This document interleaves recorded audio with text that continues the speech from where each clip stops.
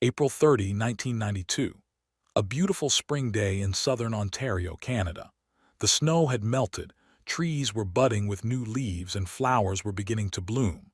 Lake Gibson, located just outside St. Catharines, Ontario, was a popular spot for fishing, walking, and enjoying the outdoors. The lake was surrounded by wooded areas and quiet residential neighborhoods, a peaceful place where families felt safe. That afternoon, a man was walking along the edge of Lake Gibson, enjoying the warm weather. As he walked, something in the water caught his eye. At first, he thought it might be a piece of debris or trash, but as he looked closer, he realized with growing horror that what he was seeing was not trash at all.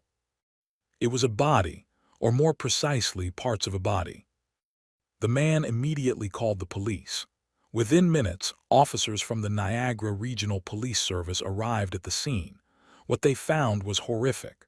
Portions of a human body, encased in cement blocks, were floating in the lake. The blocks had been weighted down, clearly meant to keep the body submerged and hidden. But over time, gases from decomposition had caused the blocks to rise to the surface. Investigators carefully recovered the remains. It quickly became apparent that this was a homicide. The body had been dismembered, encased in cement, and dumped in the lake. This was not an accident or a natural death. This was murder, carried out with planning and calculation. The forensic team worked to identify the victim. Dental records were obtained and compared. Within days, they had a name: Leslie Erin Mahaffy, a 14-year-old girl from Burlington, Ontario, who had been missing since June 15, 1991, nearly a year earlier. Leslie's disappearance had been investigated, but there had been few leads. She had been locked out of her house late at night after missing her curfew and had been last seen walking alone in her neighborhood. Her family had feared the worst, but they had held out hope that she might still be alive, that she had run away or had been taken somewhere but was still safe. The discovery of Leslie's remains shattered that hope. She had not run away. She had been abducted, held captive, and murdered, and whoever had killed her had gone to great lengths to conceal the crime. The Niagara Regional Police launched a major investigation. They canvassed the area around Lake Gibson, interviewed residents, and searched for any clues that might lead them to the killer. But the case was challenging. Leslie had been missing for nearly a year.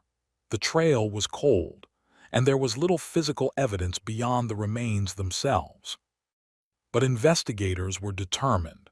They knew that whoever had killed Leslie was extremely dangerous, capable of unspeakable cruelty, and they suspected that if this person had killed once, they might kill again. What the investigators did not yet know was that Leslie Mahaffy was not the first victim, and she would not be the last. Just 2 weeks earlier, on April 16, 1992, another teenage girl had disappeared in the same region. Her name was Kristen French, and she was 15 years old.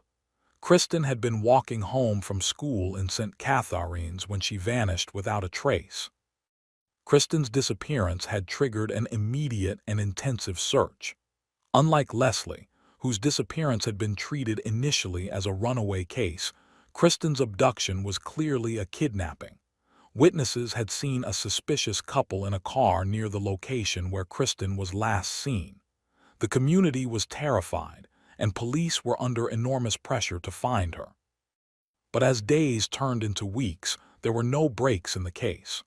Kristen was still missing, and now, with the discovery of Leslie Mahaffy's remains, investigators began to wonder if the two cases were connected. The answer would come soon enough, and it would reveal a story of evil that shocked not just St. Catharines or Ontario, but all of Canada. On April 30, 1992, as investigators worked the scene at Lake Gibson, they did not yet know the name Paul Bernardo. They did not know about the videotapes that documented unspeakable crimes. They did not know that the person responsible for these horrors was living in a nice house in a quiet neighborhood, married to a beautiful young woman who appeared to be the perfect wife. They did not know that the Ken and Barbie killers were hiding in plain sight. But they were about to find out. Part 2. The Making of Bernardo. To understand how Paul Bernardo became one of Canada's most notorious serial killers and rapists, we must go back to his beginnings. Paul Kenneth Bernardo was born on August 27, 1964, in the Toronto suburb of Scarborough, Ontario. On the surface, Paul's childhood appeared normal, even privileged, but beneath the facade, the Bernardo family was deeply dysfunctional. Paul's mother, Marilyn Bernardo, was a homemaker who struggled with depression and had a difficult relationship with her husband, Kenneth. Kenneth Bernardo worked as an accountant and was described by those who knew him as cold, controlling, and emotionally abusive. But there was a darker secret in the Bernardo household. Paul was not Kenneth's biological son. Marilyn had had an affair, and Paul was the result. This secret was kept hidden for years, but when Paul was a teenager, Marilyn revealed the truth during an argument. She told Paul that Kenneth was not his real father. This revelation devastated Paul. He had idolized Kenneth despite the man's coldness, and learning that they were not biologically related shattered Paul's sense of identity. He became angry, resentful, and obsessed with the idea that he had been lied to his entire life. Paul was a bright, charismatic child. He did well in school, was good-looking, and was popular with his peers, but those who knew him well noticed troubling traits. Paul was narcissistic, obsessed with his appearance, and had an inflated sense of his own importance. He was also manipulative, charming when it suited him but capable of sudden bursts of cruelty. During his teenage years, Paul developed an interest in pornography, particularly violent pornography. He spent hours consuming graphic material, and his fantasies became increasingly violent and sadistic. He began to see women not as people but as objects to be used and dominated. After graduating from high school, Paul attended the University of Toronto, where he studied commerce. He was outwardly successful, good grades, a social life, involvement in campus activities, but his dark fantasies were intensifying. He began to fantasize about rape, about dominating women, about inflicting pain. In his early 20s, Paul began acting on those fantasies. He became the Scarborough Rapist. The Scarborough Rapist attacks began in May 1987. Over the next several years, Paul Bernardo would rape at least 14 women in the Scarborough area. His method was consistent. He would target women who were alone, usually walking at night. He would approach them from behind, often with a knife, and force them into a secluded area, an alley, a park, a backyard. He would rape them, often violently, and then flee. The attacks were brutal and terrifying. Paul used excessive force, often injuring his victims. He seemed to take pleasure in their fear and pain, and after each attack, he would disappear into the night, leaving his victims traumatized and the police with few leads. The Scarborough Rapist attacks created a climate of fear in the community. Women were afraid to go out at night. Police launched a major investigation, but Paul was careful. He varied his attack locations, he wore disguises, and he left little physical evidence. The investigation stalled. Meanwhile, Paul's public life continued. He worked as an accountant, earning good money and maintaining a respectable image. He was charming, well-dressed, and seemingly normal. Friends and coworkers had no idea that he was a serial rapist. In October 1987, Paul met Karla Homolka at a hotel restaurant in Scarborough. Karla was 17 years old, beautiful, blonde, and vivacious. Paul was 23, handsome, confident, and successful. They were immediately attracted to each other. To observers, they seemed like the perfect couple, young, attractive, and in love. They would later be nicknamed Ken and Barbie because of their wholesome, all-American, or in this case, all-Canadian appearance. But beneath the surface, both Paul and Karla harbored dark desires.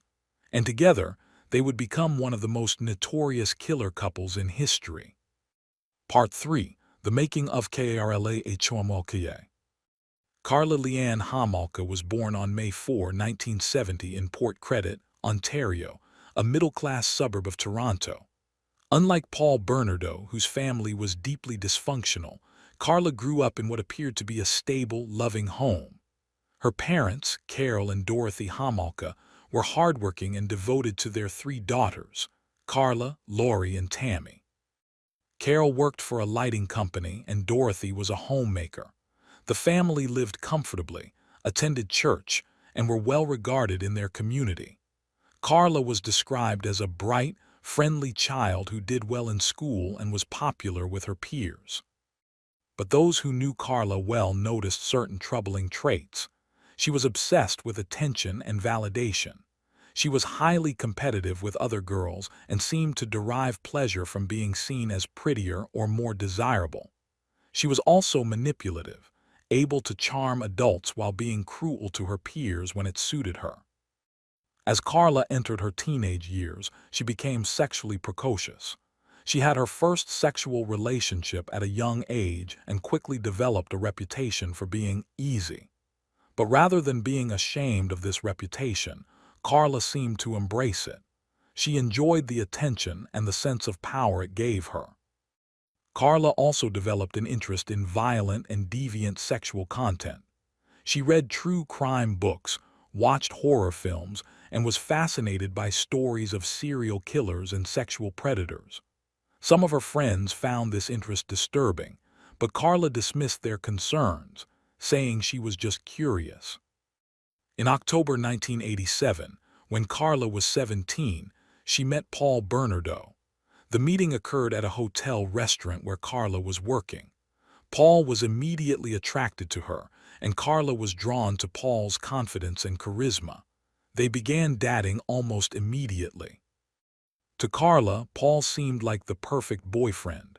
He was handsome, successful, and attentive. He showered her with gifts and compliments. He made her feel special and desired. But Paul also began to introduce Karla to his darker desires. Paul was obsessed with virginity. He told Karla that he wanted to be with a virgin, that he had a fantasy of taking a girl's virginity. Karla, eager to please Paul and to maintain his interest, became fixated on this fantasy as well. The problem was that Karla was not a virgin. She had been sexually active for years, but she told Paul that her younger sister, Tammy, was a virgin, and she suggested that they could make Paul's fantasy come true by involving Tammy. This suggestion reveals something chilling about Karla's psychology. She was willing to offer up her own 15-year-old sister to satisfy her boyfriend's deviant desires. She was willing to betray and violate her sister in order to maintain Paul's affection. Paul and Karla began to plan. They would drug Tammy, rendering her unconscious, and then Paul would rape her while Karla assisted. Karla worked at a veterinary clinic, and she had access to anesthetic drugs used on animals. She stole halothane, a powerful sedative, and brought it home.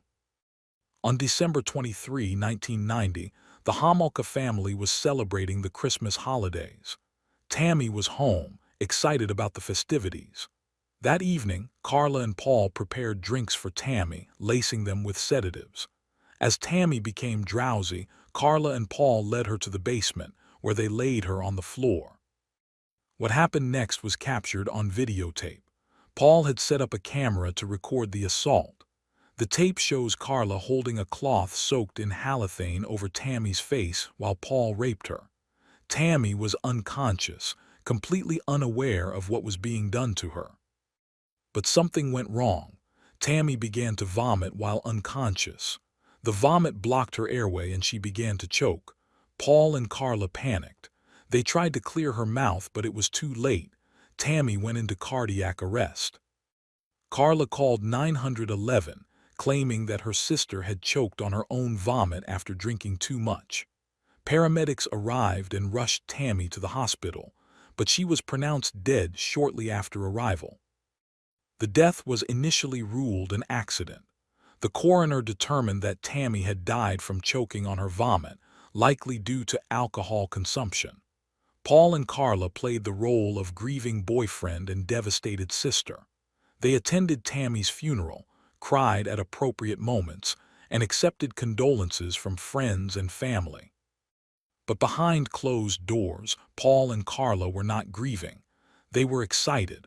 They had committed a terrible crime and had gotten away with it, and the experience had been exhilarating for both of them. Karla, rather than being traumatized by her sister's death, seemed energized. She had crossed a line, and there was no going back. She had proven her loyalty to Paul, and she was willing to do anything to keep him. For Paul, the experience had been a turning point. He had escalated from rape to murder, and he wanted more. Together, Paul and Karla would kill again. Part 4: The Scarborough Rapist. Before Paul Bernardo met Karla Homolka, he was already a serial rapist. Between May 1987 and May 1990, Paul committed at least 14 sexual assaults in the Scarborough area of Toronto. He became known as the Scarborough Rapist, and his attacks terrorized the community for years. Paul's method was consistent and calculated. He would prowl the streets of Scarborough at night, looking for women who were alone. He preferred women who were walking home from work, from bus stops, or from friends' houses. He would follow them, waiting for the right moment to strike. Paul would approach his victims from behind, often grabbing them suddenly and violently. He would brandish a knife or threaten them with violence if they screamed or resisted. He would force them into a secluded area, an alley, a backyard, a park, and then rape them. The attacks were brutal. Paul used excessive force, often injuring his victims. He seemed to take pleasure in their fear, and he would sometimes prolong the attacks, taunting and humiliating his victims. After the rape, he would flee, leaving his victims traumatized and terrified. The Scarborough Rapist attacks created widespread fear in the community. Women were afraid to go out at night. Parents warned their daughters to be vigilant. Neighborhood watch groups formed, and the police launched a major investigation. The task force assigned to the case interviewed hundreds of people, collected evidence from crime scenes, and created a profile of the attacker. The profile described a young white male in his 20s, physically fit and likely living or working in the Scarborough area. But despite the investigation's scope, the police had no solid leads. Paul was careful. He varied his attack locations, ensuring that no clear pattern emerged. He wore disguises, hats, sunglasses, different jackets to alter his appearance. He was meticulous about not leaving physical evidence, and he had an alibi for many of the nights when attacks occurred, making it difficult for police to connect him to the crimes. But Paul made one critical mistake. During one of the attacks, he spoke at length to his victim, and she was able to provide police with a detailed description of his voice, his mannerisms, and his appearance. Based on this description, police created a composite sketch. The sketch bore a striking resemblance to Paul Bernardo, and in November 1990, a tip was called into the police. The tipster, who knew Paul, said that he looked like the composite sketch and that his behavior had been suspicious. Police followed up on the tip, and in November 1990, Paul was interviewed as a potential suspect. The interview took place at Paul's home. Detectives asked him about his whereabouts on the nights of various attacks. Paul was calm, cooperative, and convincing. He provided alibis, answered questions politely, and maintained his composure throughout. The detectives found him charming and believable. Paul also voluntarily provided blood and hair samples for DNA testing. This seemed like the action of an innocent man, and it further convinced the detectives that he was not the Scarborough Rapist. But there was a problem. The DNA testing took a long time. In the early 1990s, DNA analysis was still a relatively new technology, and the backlog of samples waiting to be tested was enormous. Paul's samples were sent to the Center of Forensic Sciences in Toronto, where they sat, waiting to be processed. Meanwhile, Paul continued his life as if nothing had happened. He had evaded suspicion, and he believed he was untouchable. He married Karla Homolka in June 1991 in a lavish ceremony attended by friends and family. The couple seemed like the perfect newlyweds, young, attractive, successful, and deeply in love. But behind closed doors, Paul and Karla were planning their next crime. Tammy Homolka's death had been accidental, but it had awakened something in both of them. They had tasted power, domination, and the thrill of getting away with a terrible act, and they wanted more. They decided that they would kidnap a girl, hold her captive, and subject her to prolonged sexual abuse before killing her. They would record the entire ordeal on videotape, creating a permanent record of their control and domination. And on June 15, 1991, they found their next victim.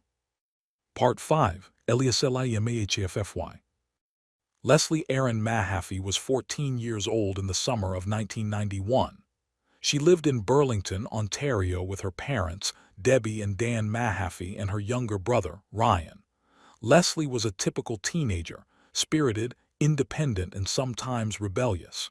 She was close to her friends, loved music, and was navigating the challenges of adolescence. Leslie's relationship with her parents was strained at times. She chafed against rules and curfews, and there were frequent arguments about her behavior. But despite the typical teenage conflicts, Leslie's parents loved her deeply and were trying their best to guide her through a difficult stage of life. On the night of June 14, 1991, Leslie attended a friend's wake. She had lost a friend recently, and the wake was an emotional event for all the teenagers who attended. After the wake, Leslie stayed out late, talking with friends and processing her grief. When Leslie finally headed home, it was after midnight, well past her curfew. When she arrived at her house, she found that the doors were locked. Her parents, enforcing consequences for her curfew violation, had locked her out. Leslie was upset and frustrated. She sat on the front step for a while, hoping her parents would relent and let her in. But the house remained dark and silent. Eventually, Leslie decided to walk to a nearby pay phone to call a friend and ask if she could stay over. As Leslie walked through her quiet neighborhood in the early hours of June 15, a car pulled up beside her.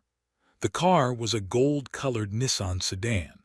Inside were Bernardo and Karla Homolka.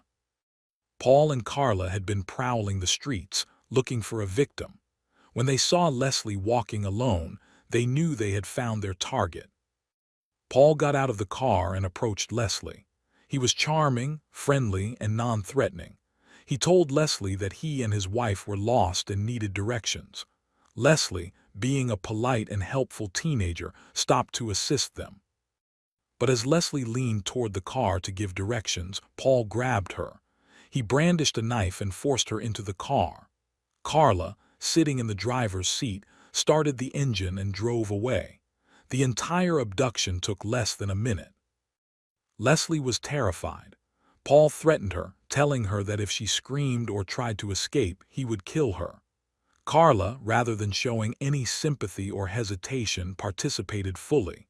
She helped Paul restrain Leslie, speaking to her in a calm, almost friendly tone, as if this were a normal situation.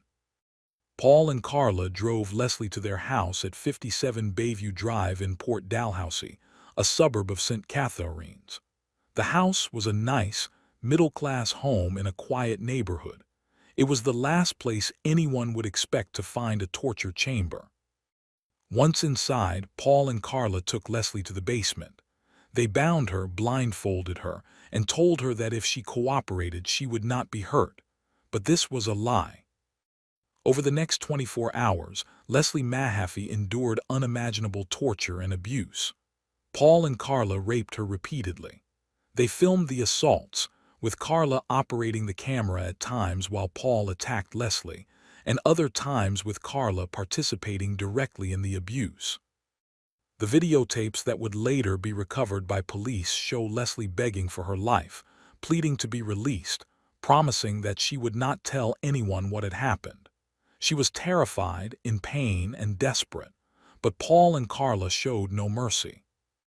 On June 16, Paul made the decision to kill Leslie. He could not let her go. She had seen his face, she knew where he lived, and she could identify him. Killing her was, in his mind, the only option. Paul strangled Leslie with an electrical cord. It took several minutes for her to die. Karla was present during the murder, watching but not intervening. Once Leslie was dead, Paul and Karla faced the problem of disposing of her body. They could not simply bury her in the backyard. It was too risky. Instead, they decided on a more gruesome solution. Paul used a circular saw to dismember Leslie's body. He cut her into pieces, which he then encased in blocks of cement. The blocks were loaded into the car, and Paul and Karla drove to Lake Gibson, where they dumped the blocks into the water. They believed that the blocks would sink to the bottom of the lake and that Leslie's body would never be found. They returned home, cleaned up the evidence, and went about their lives as if nothing had happened. Leslie Mahaffy's disappearance was reported immediately by her parents. A massive search was launched. Police canvassed the neighborhood, interviewed friends, and followed up on every lead. But there was no sign of Leslie. She had vanished without a trace. Leslie's parents were devastated. They held out hope that she might still be alive, that she had run away or had been taken somewhere but was unharmed. But as days turned into weeks, that hope faded. It would be nearly a year before Leslie's remains were discovered in Lake Gibson. And when they were, the investigation would finally begin to close in on Paul Bernardo and Karla Homolka. Leslie Mahaffy was a child. She was just 14 years old. She had her whole life ahead of her, and that life was stolen by two monsters who saw her as nothing more than an object to be used and discarded. Leslie Aaron Mahaffy, we remember you. Part 6, Kristen French. Kristen Dawn French was 15 years old in April 1992. She was a bright, vivacious teenager who attended Holy Cross Secondary School in St. Catharines, Ontario. Kristen was popular, athletic, and loved by her friends and family. She played on her school's rowing team, was involved in student activities, and had dreams of attending university and becoming a teacher. Kristen lived with her parents, Doug and Donna French, and her younger sister. The French family was close-knit and loving. Kristen had a warm relationship with her parents, and she was a role model for her younger sister. On April 16, 1992, Kristen had a normal day at school. She attended classes, talked with friends, and participated in rowing practice. After practice, Kristen walked to the parking lot of a nearby church, where her parents were supposed to pick her up. It was a routine they had followed many times. But as Kristen walked through the parking lot, a gold-colored Nissan sedan pulled up beside her. Inside were Paul Bernardo and Karla Homolka. Paul and Karla had been hunting again. After the murder of Leslie Mahaffy, they had experienced a period of exhilaration followed by a craving to repeat the experience. They wanted to kidnap another girl, to dominate her, to recreate the sense of power they had felt. They had been driving through St. Catharines, looking for a victim. When they saw Kristen walking alone in the parking lot, they knew they had found their next target. Paul got out of the car and approached Kristen. He was aggressive this time, not bothering with a ruse or a pretext. He grabbed Kristen, brandished a knife, and forced her toward the car. Kristen fought back, screaming and struggling, but Paul was strong and Karla was there to help him. A witness saw part of the abduction. A young woman driving through the parking lot noticed the struggle and saw Kristen being forced into a car. The witness later provided police with a description of the car and a partial license plate number. But at the time, she did not realize she was witnessing a kidnapping. She thought it might have been a boyfriend and girlfriend having an argument. Paul and Karla forced Kristen into the car and drove away. Kristen was terrified, but she was also brave. She demanded to know where they were taking her. She told them that her parents would be looking for her, that the police would find her. But Paul and Karla ignored her. They drove Kristen to their house at 57 Bayview Drive. Once inside, they took her to the basement and bound her. And then, for the next 3 days, Kristen French endured the same horrific abuse that Leslie Mahaffy had endured. Paul and Karla raped Kristen repeatedly. They filmed the assaults, creating hours of videotaped evidence. Karla participated fully, sometimes operating the camera, sometimes directly abusing Kristen. The tapes show Kristen pleading for her life, begging to be released, promising that she would not tell anyone what had happened. But unlike Leslie, Kristen was not blindfolded for the entire ordeal. She could see Paul and Karla's faces. She knew what they looked like, and this meant that Paul and Karla could not let her go. She had to die. On April 19, 1992, Paul strangled Kristen with an electrical cord. She fought for her life until the end, but she was no match for Paul's strength. Karla was present during the murder, watching but not intervening. Once Kristen was dead, Paul and Karla had to dispose of her body. But this time, they did not dismember it or try to hide it. Perhaps they were overconfident. Or perhaps they simply did not care. They dumped Kristen's body in a ditch along a rural road near Burlington, about 15 kilometers from their house. Kristen's body was discovered on April 30, 1992, by a passerby. She was fully clothed, and her hair had been cut short. Paul had kept locks of her hair as a trophy. The discovery of Kristen's body, combined with the discovery of Leslie Mahaffy's remains in Lake Gibson on the same day, sent shockwaves through southern Ontario. 2 teenage girls, both abducted, both raped and murdered. The community was terrified. Parents kept their children indoors. Schools implemented new safety protocols, and the police launched one of the largest investigations in Canadian history. Kristen French's murder devastated her family and her community. She had been a beloved daughter, sister, and friend. She had been on the cusp of adulthood, full of potential and promise, and that future was stolen by Paul Bernardo and Karla Homolka. Kristen Dawn French, we remember you. Part 7, The Arrest. By early 1993, the investigation into the murders of Leslie Mahaffy and Kristen French was in full swing. Police had few leads, but they were under enormous pressure to solve the cases. The community was terrified, and the media was relentless in its coverage. One of the few leads police had was the partial license plate number provided by the witness who had seen Kristen French's abduction. Using this information, police compiled a list of gold-colored Nissan sedans registered in the area. One of the cars on the list belonged to Paul Bernardo. But Paul was already known to police. He had been interviewed in 1990 as a potential suspect in the Scarborough Rapist cases, and he had provided DNA samples. Those samples had been sent for testing, but due to the backlog at the forensic lab, they had not yet been processed. In December 1992, more than 2 years after Paul had provided the samples, the DNA results finally came back. The results were a match. Paul Bernardo's DNA matched the DNA recovered from multiple Scarborough Rapist crime scenes. Paul was the Scarborough Rapist. But the results were not immediately acted upon. The samples had been mishandled, and there were concerns about whether the DNA evidence would be admissible in court. The investigation stalled again. Meanwhile, Karla Homolka's life was unraveling. Her marriage to Paul had become increasingly violent. Paul was physically abusive, beating Karla regularly.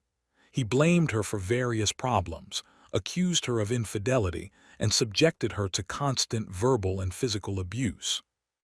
In January 1993, during one particularly brutal assault, Paul beat Karla so severely that she suffered visible injuries, black eyes, bruises, cuts. Karla fled to the hospital, where she was treated for her injuries. She then went to stay with her parents. Karla's family was horrified by her injuries and urged her to leave Paul.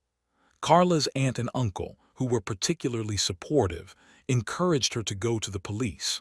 And on February 9, 1993, Karla contacted a lawyer. Karla's lawyer, George Walker, quickly realized that his client had information about serious crimes. Karla told him that Paul Bernardo was the Scarborough Rapist and that he had murdered Leslie Mahaffy and Kristen French.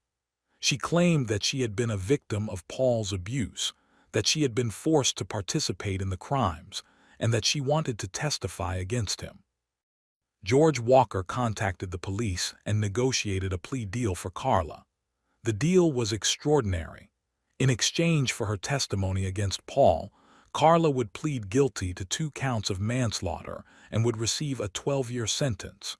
She would not be charged with first-degree murder, and she would be eligible for parole after serving 2/3 of her sentence. The plea deal was controversial from the start. Many people, including the families of the victims, felt that Karla was getting away with murder.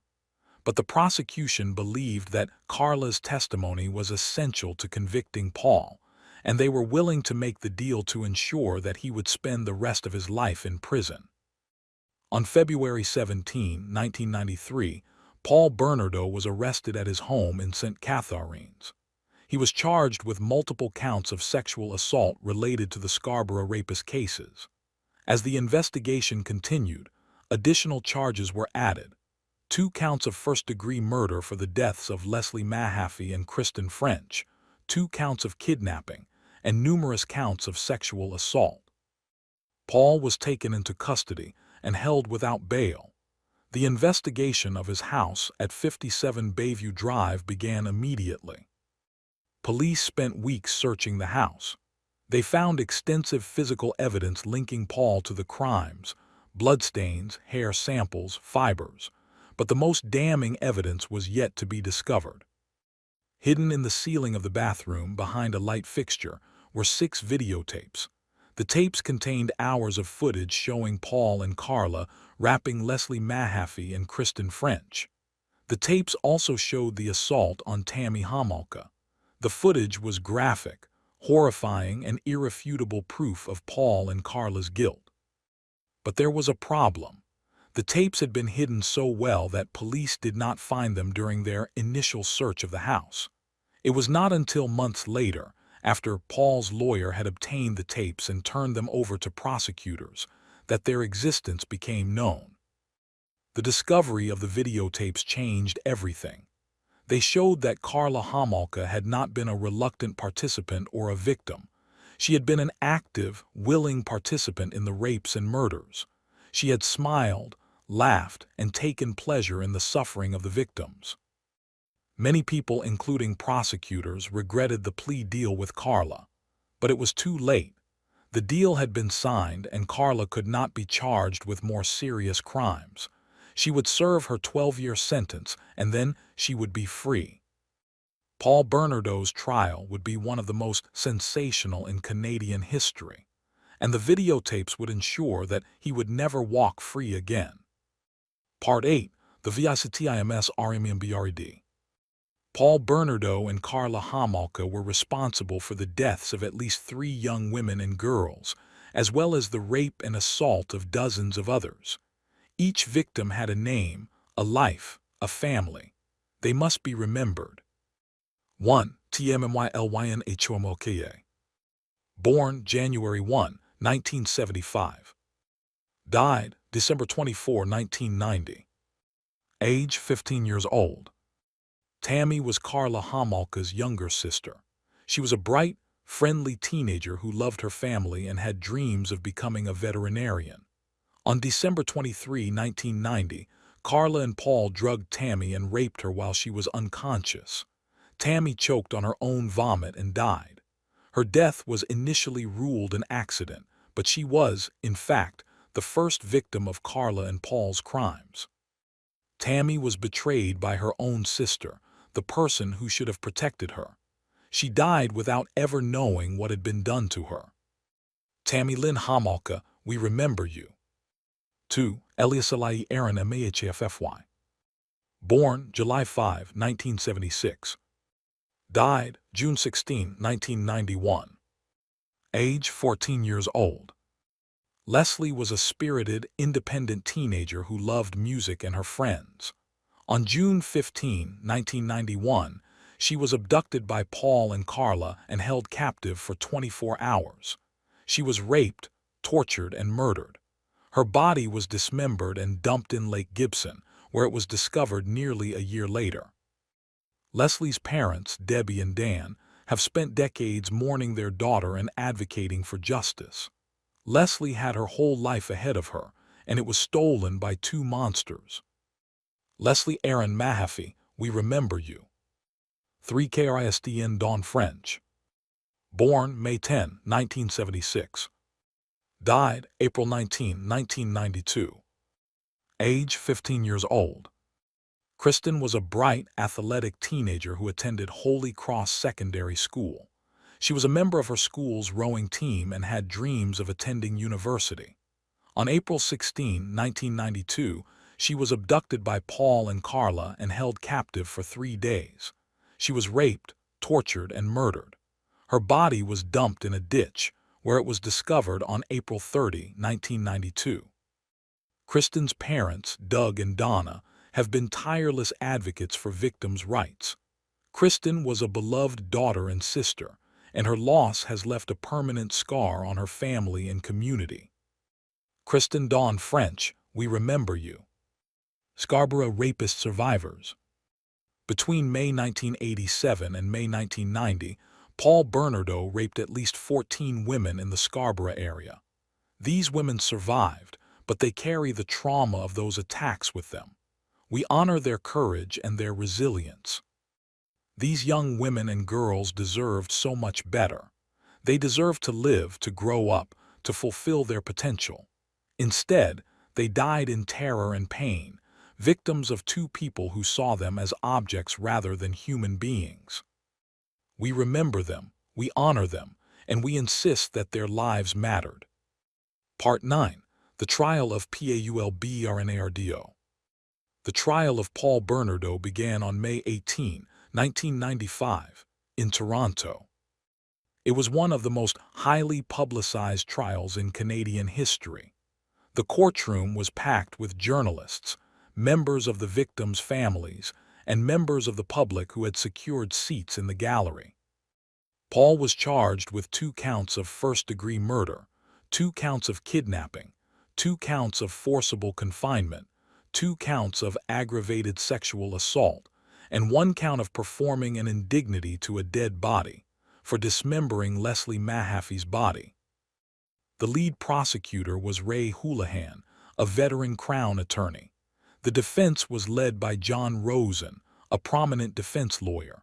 The trial was presided over by Justice Patrick Lesage. The prosecution's case was built on several pillars of evidence. The videotapes. The 6 videotapes found in Paul's house were the most damning evidence. They showed Paul and Karla rapping Leslie Mahaffy and Kristen French. They showed the victims begging for their lives.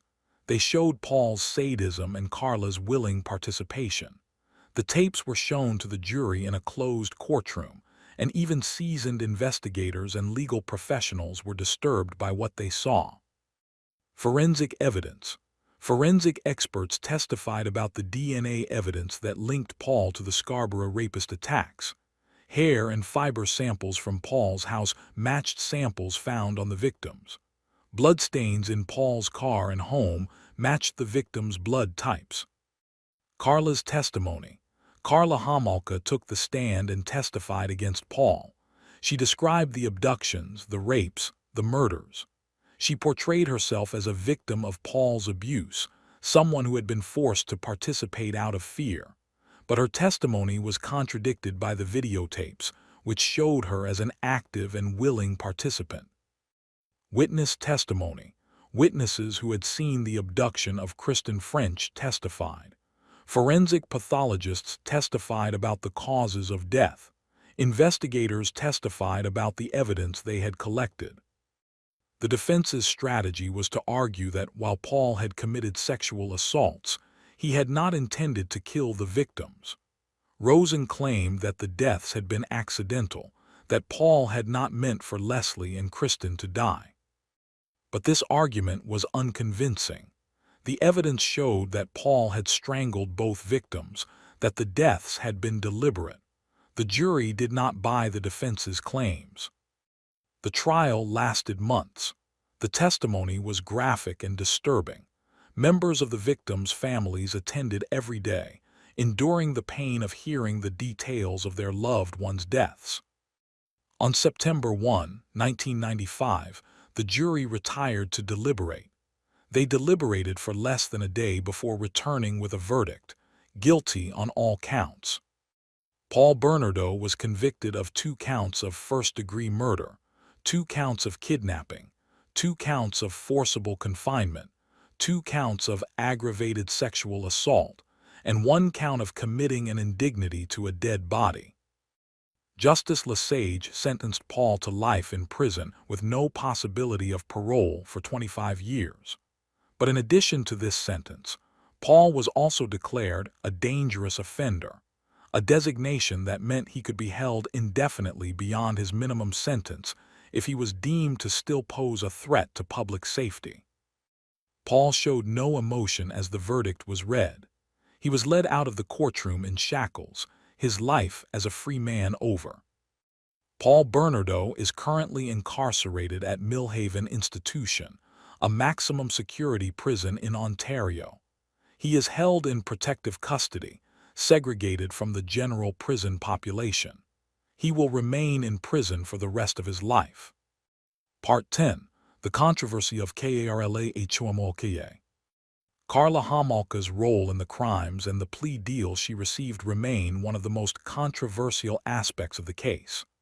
Karla served just 12 years in prison, and she was released in 2005. Since her release, she has lived quietly, first in the Caribbean and later in Quebec, where she has married and had children. The plea deal, which became known as the Deal with the Devil, was negotiated before the videotapes were discovered. At the time, prosecutors believed that Karla's testimony was essential to convicting Paul, and they were willing to offer her leniency in exchange for her cooperation. But once the videotapes were found, it became clear that Karla had not been a reluctant participant or a victim. She had been an active, willing participant in the rapes and murders. She had smiled, laughed, and taken pleasure in the suffering of the victims. Many people, including the families of the victims, felt that Karla had gotten away with murder. They argued that she should have been charged with first-degree murder and should have received a life sentence. Prosecutors defended the plea deal, arguing that without Karla's testimony, they might not have been able to convict Paul. They pointed out that the videotapes had been hidden so well that police might never have found them without Karla's information about where Paul kept evidence. But critics argued that the prosecution had given away too much, that Karla should have been held fully accountable for her actions. The controversy over the plea deal led to changes in Canadian law.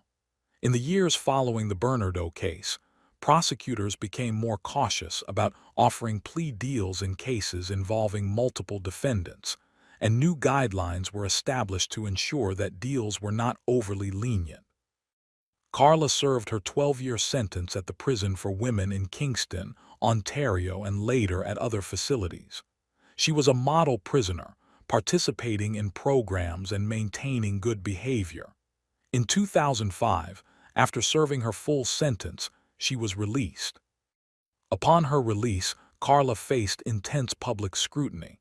She was one of the most hated people in Canada. Wherever she went, she was recognized, and she faced harassment and threats.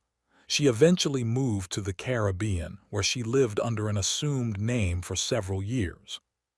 In 2007, Karla married a man named Thierry Bordelais, whom she had met through a mutual acquaintance.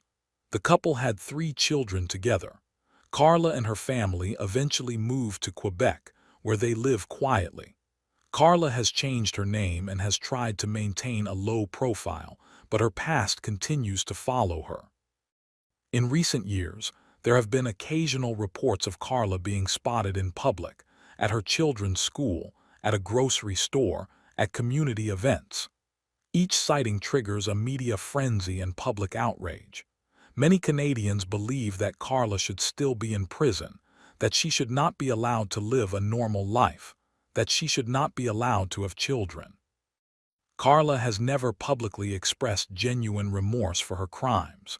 In interviews given before her release, she portrayed herself as a victim of Paul's abuse, someone who had been manipulated and controlled. But the videotapes tell a different story. They show a woman who was a willing, active participant in horrific crimes. Psychologists who have studied Karla's case have debated whether she is a psychopath or whether she was influenced by Paul's dominant personality. Some argue that Karla suffers from a dependent personality disorder and that she was unable to resist Paul's influence. Others argue that Karla is a psychopath in her own right, someone who lacks empathy and who was capable of committing terrible acts independently. The truth likely lies somewhere in between. Karla was certainly influenced by Paul, but she also made choices. She chose to drug her own sister. She chose to participate in the abductions and rapes. She chose to help Paul dispose of bodies. And she chose to lie about her involvement in order to receive a lenient sentence. The controversy over Karla Homolka is a reminder of the complexities of justice. How do we balance the need to hold offenders accountable with the practical realities of prosecuting cases?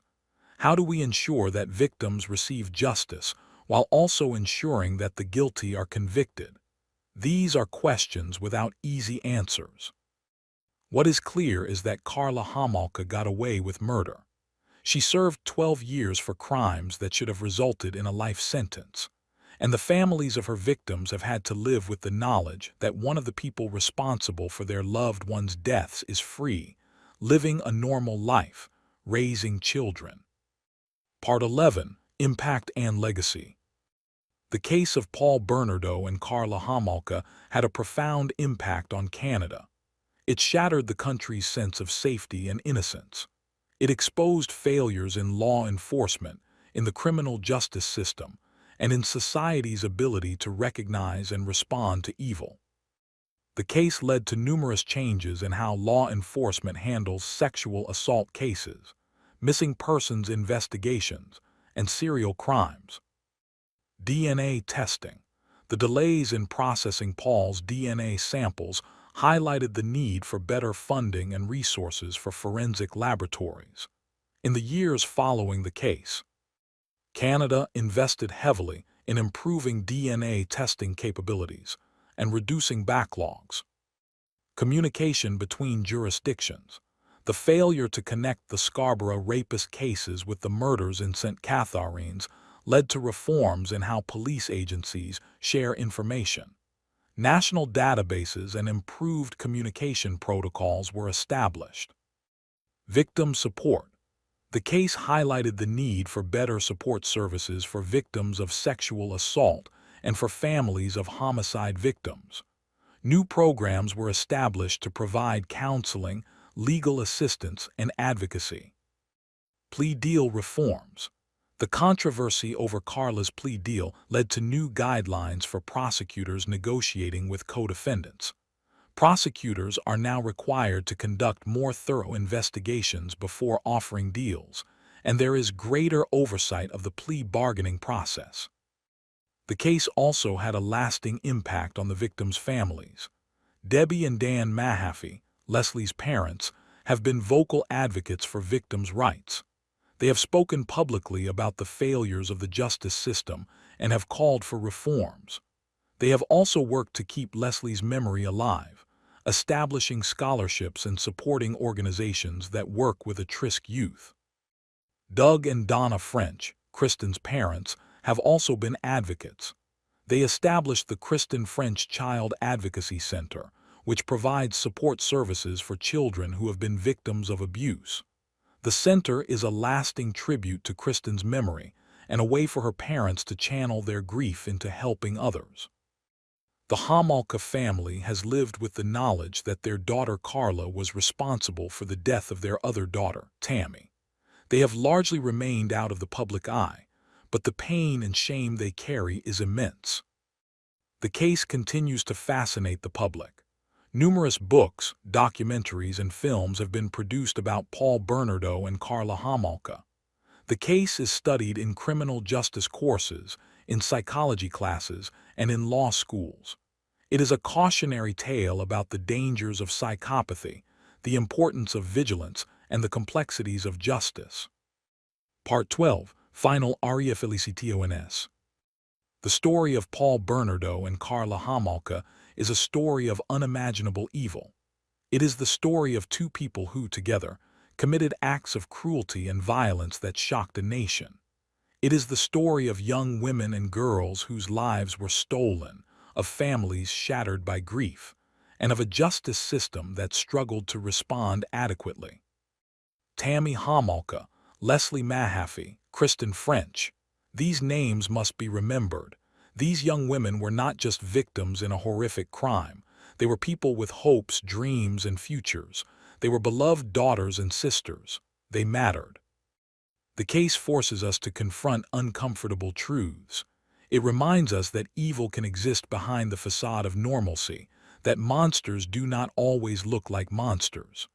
Paul and Karla seemed like the perfect couple, attractive, successful, happy. But behind closed doors, they were committing acts of unspeakable horror. The case also exposes failures in the criminal justice system. The delays in processing Paul's DNA samples allowed him to continue committing crimes. The plea deal with Karla allowed her to escape full accountability. These failures cannot be undone, but they can serve as lessons for the future. We must do better. We must ensure that law enforcement has the resources and training needed to investigate crimes effectively. We must ensure that victims are taken seriously, that their cases are prioritized, and that they receive the support they need. We must ensure that justice is not sacrificed for expediency. Bernardo remains in prison where he will spend the rest of his life. He is a dangerous offender, someone who poses a continued threat to society. He will never be released. Karla Homolka is free. She has served her sentence and she is legally entitled to live her life. But the moral question remains, has justice been served? The families of her victims would say no. Many Canadians would say no. Karla got away with murder, and that fact will forever be a stain on the Canadian justice system. But out of this horror, some good has emerged. The reforms that followed the case have made Canada safer. The advocacy work of the victims' families has helped countless other families. The memory of Tammy, Leslie, and Kristen lives on, not just as victims but as catalysts for change. As we conclude this episode, we remember the victims